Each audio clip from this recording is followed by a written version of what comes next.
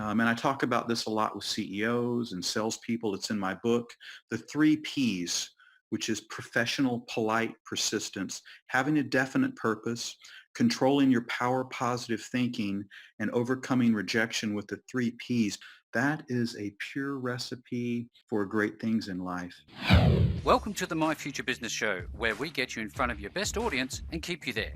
Not only are we interviewing the biggest names in business to help you become even more successful, we're inviting you to book your spot on the show to help you grow your business. So at the end of the call, make sure you fill in the interview application form at myfuturebusiness.com/interviews.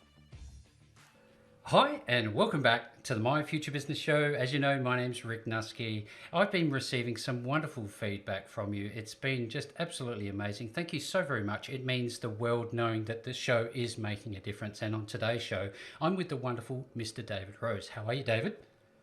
I am fantastic, Rick. Thank you so much for asking, and a pleasure to be here with you. What an honor. Yes, thank you. And we were just talking offline before the call about your children. And in actual fact, I'd love to learn a little bit more about your family, your lifestyle, what you like to do outside of the workplace. Before we jump into the core of the call, would you mind sharing a little bit about yourself for the My Future Business audience? No, I would love to. Yeah, thank you for asking.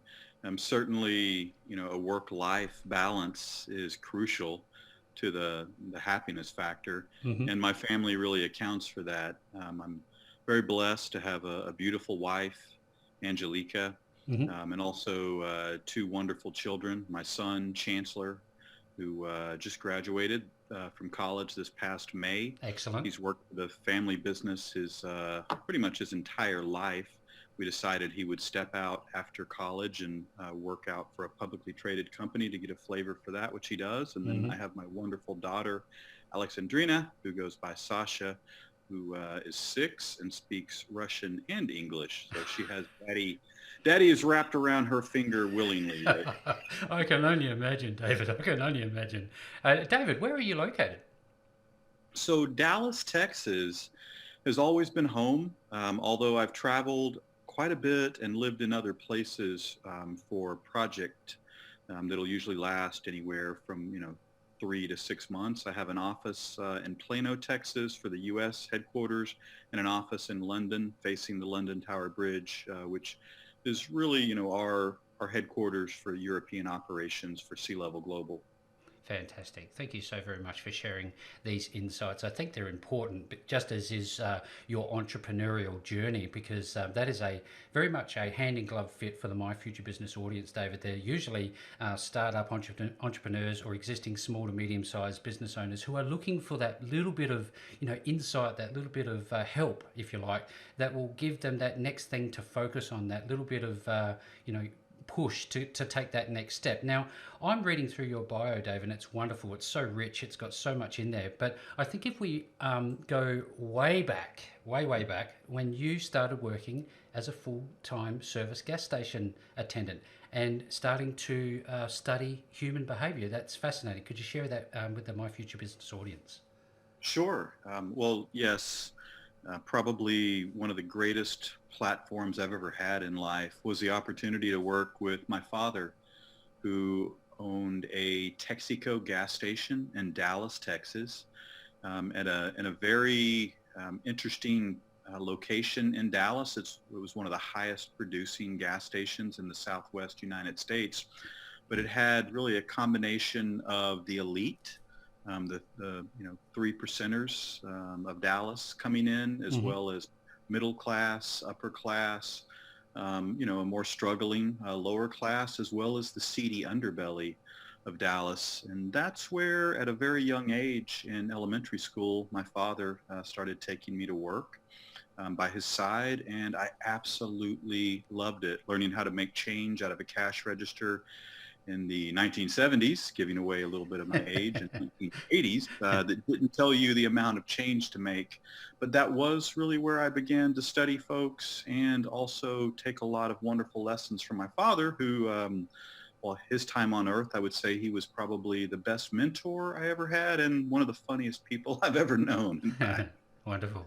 I wonder, given your exposure to so many different walks of life, so many different, ideas and fascinating people. What's one of the common things that you took away from your studies on human behavior? Well, many, but the one I would point out is the real belief that a person, a man or a woman, can achieve anything they want in life, can become anything they want in life. And it really is a matter of effort and the belief in that. And there's certainly a lot more to it, but that was a key takeaway. Do you think that people that are aspiring to achieve things in life, no matter what they are they more often than not focusing on this idea that money is everything? And if they are, what would you say to that? Well, certainly, but I think it's a little bit of a of a yin and a yang, if you Hmm. will. Hmm. I think early on in people's lives, money is certainly more of a focal point, an obsession. And you speak to a young man, and he'll tell you of the several cars he'll have when he gets older, and the boat, and the few houses. As that young man progresses in life, you find that life often tends to put a reality in, a reality that he accepts or she. Hmm. And the same thing, a young woman may have some different aspirations. It may not be the boat, but it'll certainly, be materialistic aspirations, and often have more family intertwined in that vision, and they're Prince Charming. But it's all around money focused. But life has a way of beating people down and sort of robbing them and stealing them of their ambition Hmm. and dreams. And certainly money is not the root of all happiness in life. But most people, Rick, do agree that they'd rather have money to combat the the many worries and wants and needs and desires life manifest in a person. So it's important, but how important is it? That's up to each individual, no doubt about it. And it seems like a shifting goalpost, doesn't it, David? Thank you very much for sharing. Now, I wonder if we could take that one step further. You talked about that individual who goes through life, they start to, I guess, mature and change, and their goal aspirations might change a little bit. Um, when you talk about those things changing and that person maturing, you also focus a little bit on your morning spiritual routine. How important is that to intertwine in your daily activities for you? Wow, yes, it's critical. And I say that really because I can look back at the point in time, the point in life when I feel that, I mean, relatively so, or from a benchmark perspective, I had achieved some good things. But when I started inserting a routine, a very regimented, consistent routine very early, waking up between 4 or 5 a.m. and going through a routine, things went to the next paradigm level, Hmm. very noticeably so. So that aspect of life, I think, is not only important for myself, but I advocate it for all of my CEO clients and their teams as well. There seems to be this commonality that those who are high level achievers don't actually need to get up any later than 5 o'clock in the morning. Why is that so? Wow. Yeah. I mean, just speaking from, Hmm. my personal perspective and what I've seen other people, describe is, folks that wake up later in the day often feel themselves chasing the day, and a little bit out of control. While on the other hand, folks that, man or woman, that wake up early always carry with them this sense of I'm ahead for the day, I'm on top of my game, and somehow they tend to carry with them more of a discipline around that task list and that ability to envision and accomplish what they envision. Yeah, that's wonderful feedback. Some great insight there for everybody who's listening. Now, just to give some perspective for everybody who was on the call with us today, David works with business leaders around the world. He's helped deliver more than $2 billion in revenue to his clients using his methodologies. Now, I'd like to, if we could, David, take a bit of a deep dive into some of your methodologies. Your Renaissance methodology, I think, might be a good place to start, and a little bit later on, the three percenters idea. Could we talk a little bit about those things? Sure, I would absolutely love to. Maybe we just dive in where you started. The Renaissance methodology Mm-hmm. It, essentially is a combination of operational and systems for management type of mindset, which of course is important for any business, whether it be a pre-revenue company, a startup, to a, small to mid-sized business to a very large or publicly traded company. It's a common thread. It's essential no matter what size or what level of scaling up you're at. So an operational focus combined, really married to a revenue growth mentality. Renaissance methodology was a combination of a lot of my fortunate um, life in my 20s working for one of my greatest mentors, Mr. Jim Carriage, who is still the owner of the Highland Group to date, Hmm. which helps very large companies with several hundred million in revenue improve their people and their processes. It was great to learn that at a young age. My entry into that was allowed because I was very good at opening doors to CEOs for whatever reason.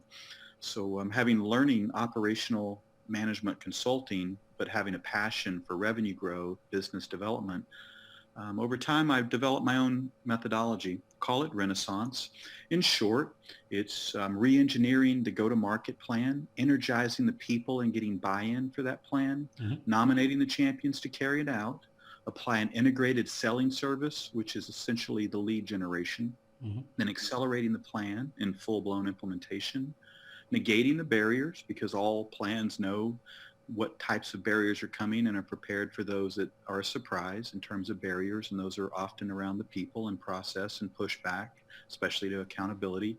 And then the C in Renaissance is communication. We establish a vertical, regimented, two-way communication process from the CEO, president, C-suite, down through middle management to the front line.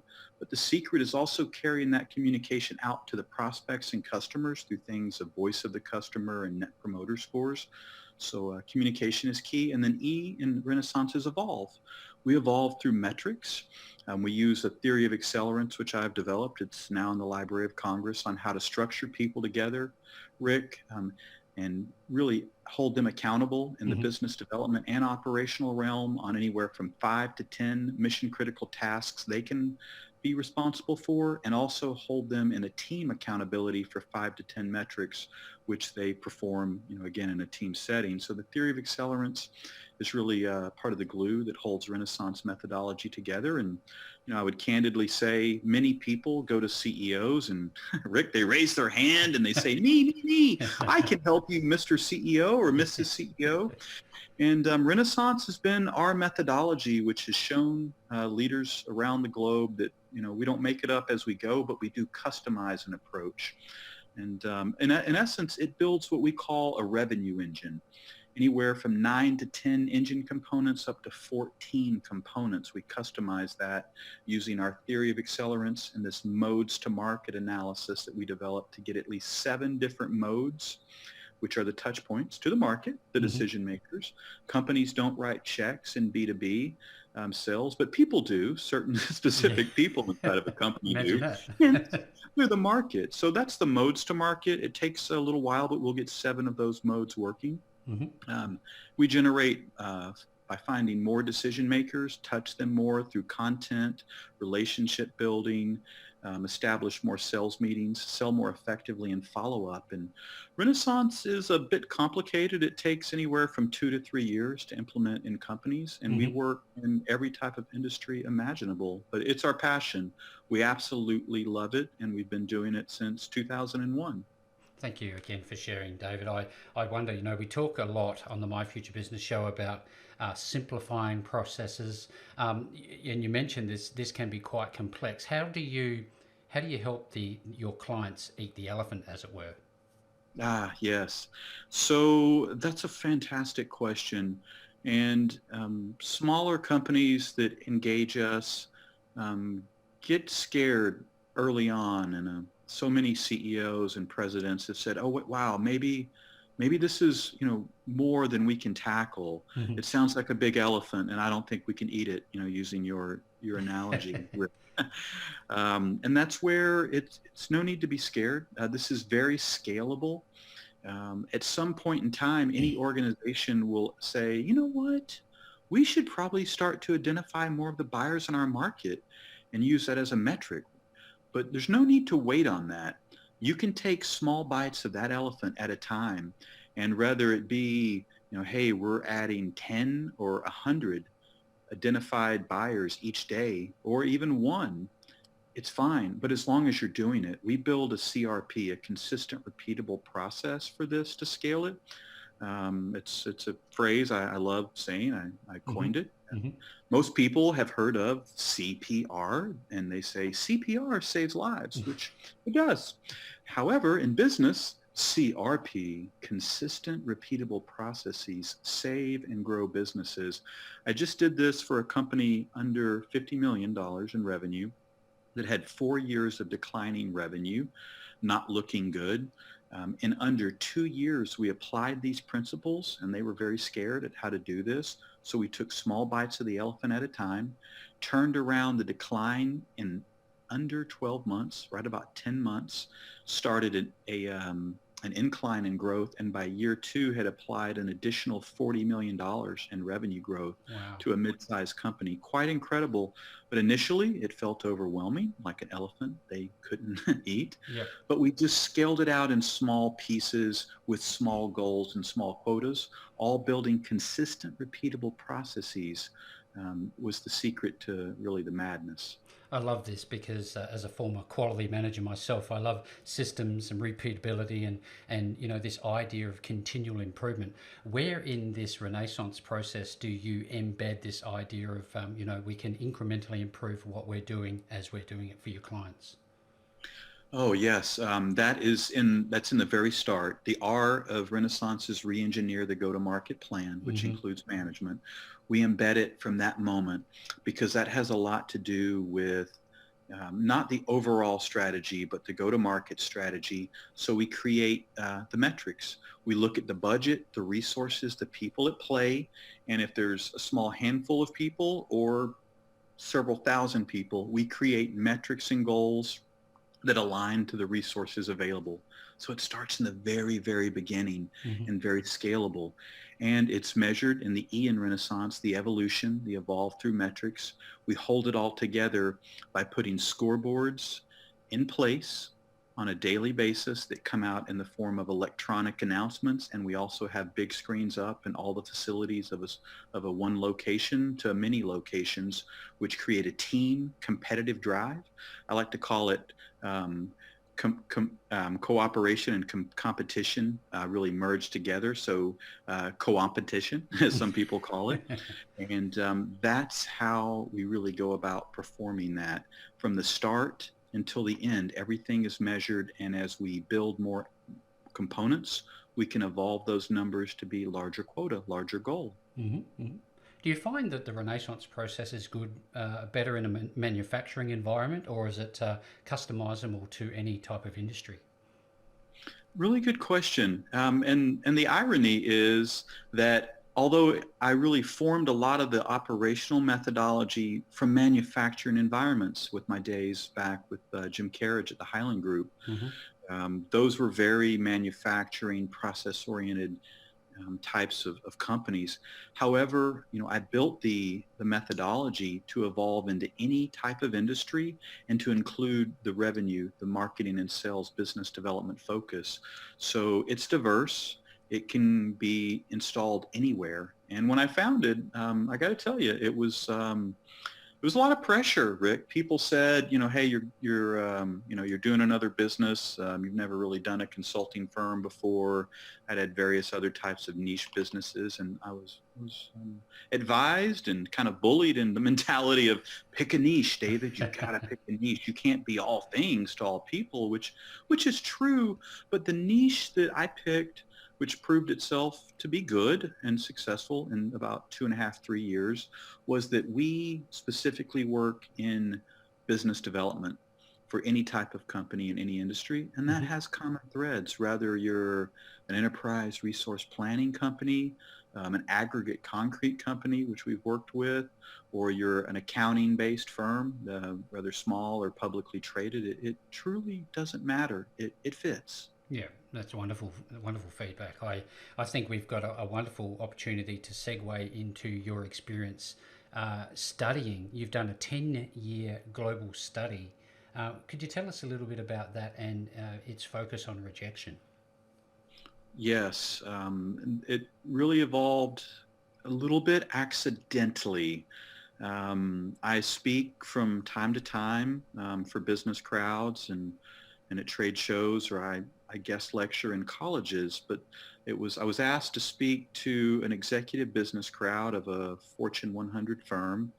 And I said, what do you want me to talk about? They said, well, they're executives. They have a lot of focus on sell. Maybe talk about rejection.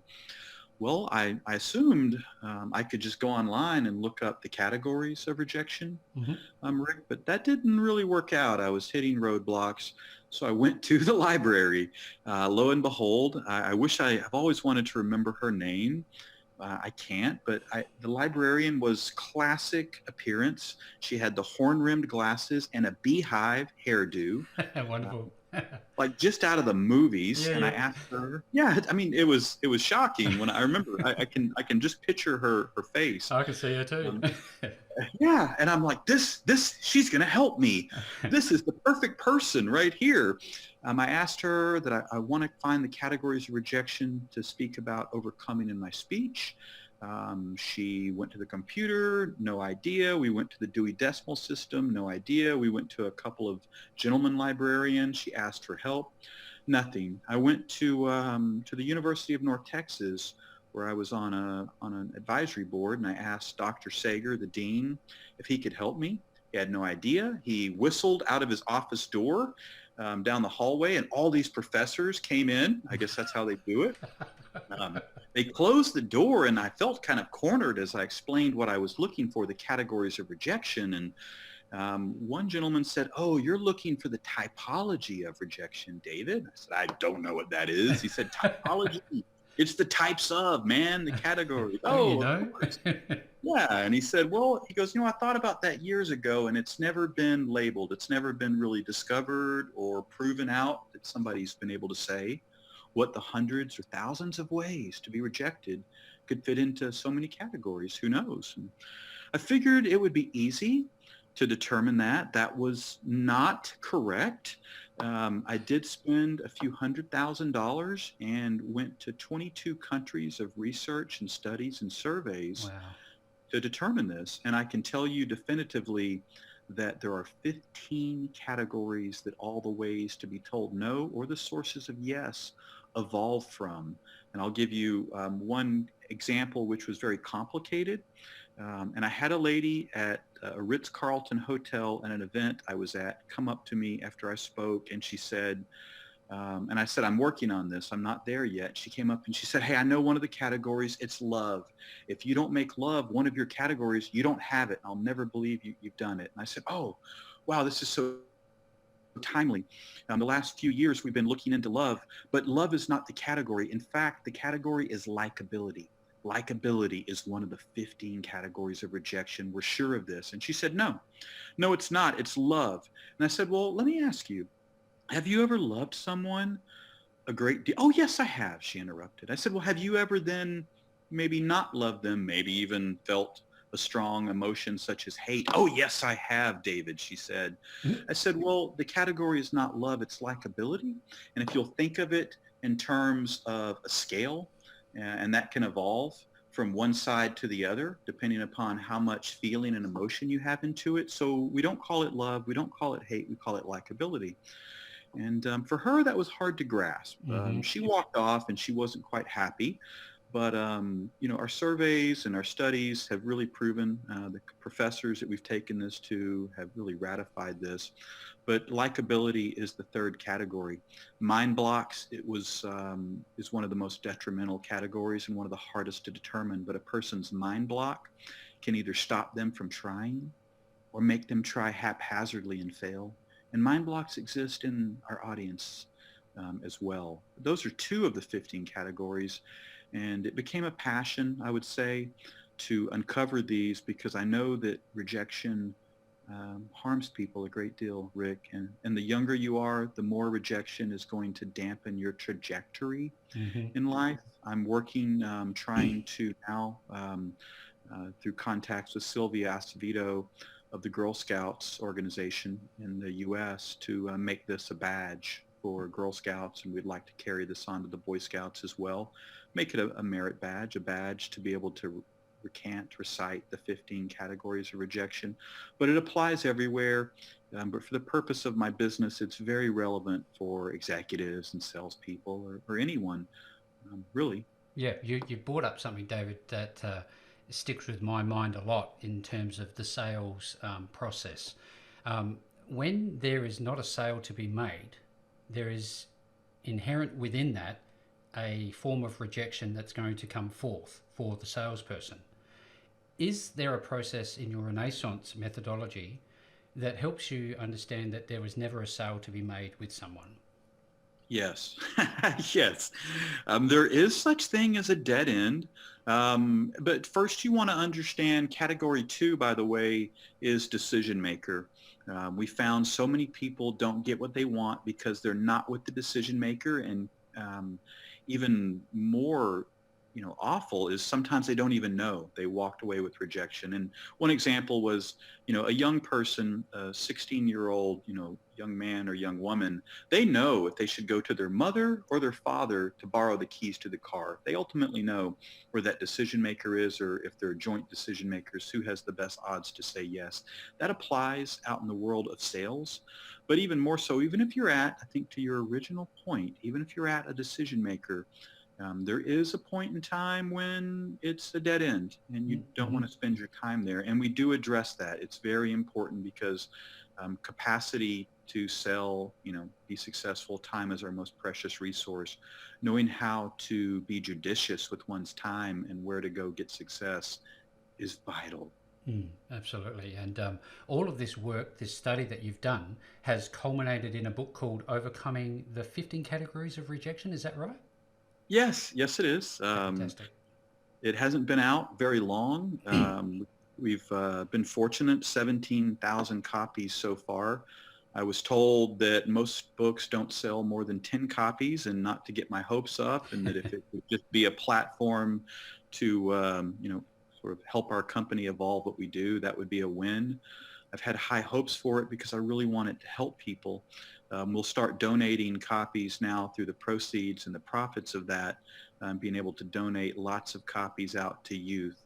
But that is the book, Overcoming the 15 Categories of Rejection.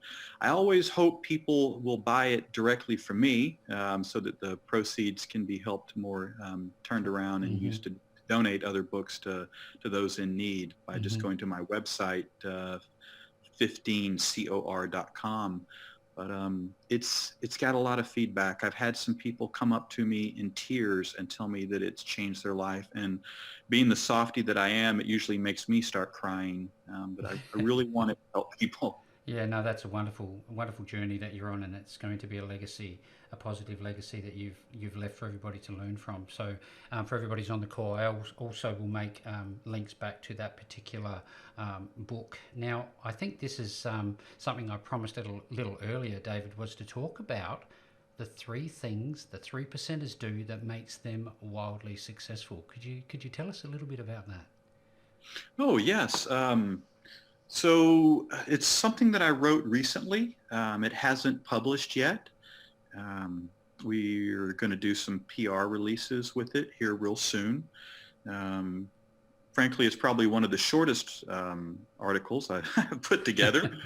But it resorts back to what you asked me early on, Rick, about, lessons I learned early on. And so this was a culmination, thinking back to growing up and observing all those different types of people, from the 3%ers, the wildly successful. One of them was, at least in this part of the country, the famous Dr. Pearl, who founded Pearl Vision Centers. Mm-hmm. He had since, since then passed away, and his business has been sold, but Pearl Vision Centers are still existent around the country. He was great friends with my father. We were positioned about 4 miles from Ross Perot's house. So, being able to meet Ross Perot Wow. coming in on a regular basis, that's what I mean by the 3%ers, and some of them, of course, the elite, even in that 1%. Um, but started studying people. So I took these things to heart over time, and I built three practices that are a major part of my life that I feel have really turned it up a notch and helped me turn that corner and go to the next level. The three things that I talk about in this article are, first, to have a definite purpose, which I find most people don't. I really feel most people's mind gets in a vicious cycle of daydreaming, Yeah. Yeah. and we often don't know it. There's certainly many studies that say, a person's mind drifts into all kinds of things, right? Sex, for example, has these notions that it pops into a person's mind umpteen times A a day. minute or an hour. But so, my point is there's many things for the mind to drift to. And having a definite purpose is really the opposite of that, being very conscientious of what those, power goals are. And, I really believe that, we are what we think. And that's the first of the three things that Mm-hmm. the 3%ers do in my mind. And these are things that I was told by some of the very successful people when I was at a young age. I think they, saw a young 8, 9, 10, 11, 12, 13-year-old as I grew up there in that service station. And I had a lot of advice offered to me, and I learned to ask for advice. And there was a common thread of people saying you have to be focused. You have to keep your mind on the goal, eyes on the prize, as those cliches came out. As I got older, I understood that it's have a definite purpose, and you are what you think, and be able to control your mind cycling into positivity, because it's very easy, all the negative media and negative Oh, thoughts yeah. people want to put into us. So that was one. Two is the power of positive thinking, which is very hand in hand with that have a definite purpose, but to constantly be thinking of, I can, I will, I'm going to do this. It's going to happen. And we hear that a lot. And, it's not groundbreaking news that I'm bringing to bear to light for people. Certainly the greats such as Tony Robbins and others speak about this. But you have to combine these three together, and just these three alone in a morning routine focused on throughout the day, I guarantee it'll change people's lives. And I challenge people to use all three of these in a 100-day exercise. But positive thinking, that is what really, really matters. And of course, I could go a lot into it, but just for the sake of brevity, I'll Mm-hmm. move to three.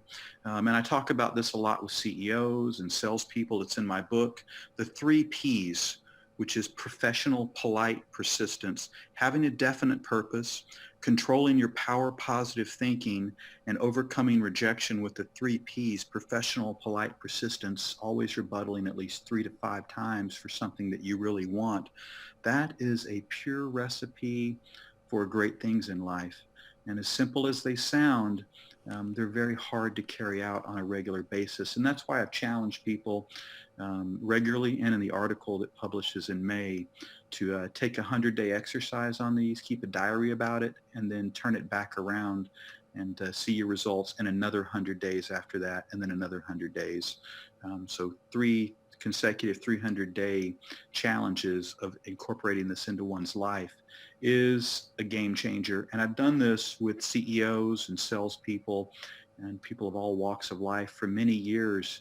And it is the single most coaching, mentor tactic that I've taken to help people evolve.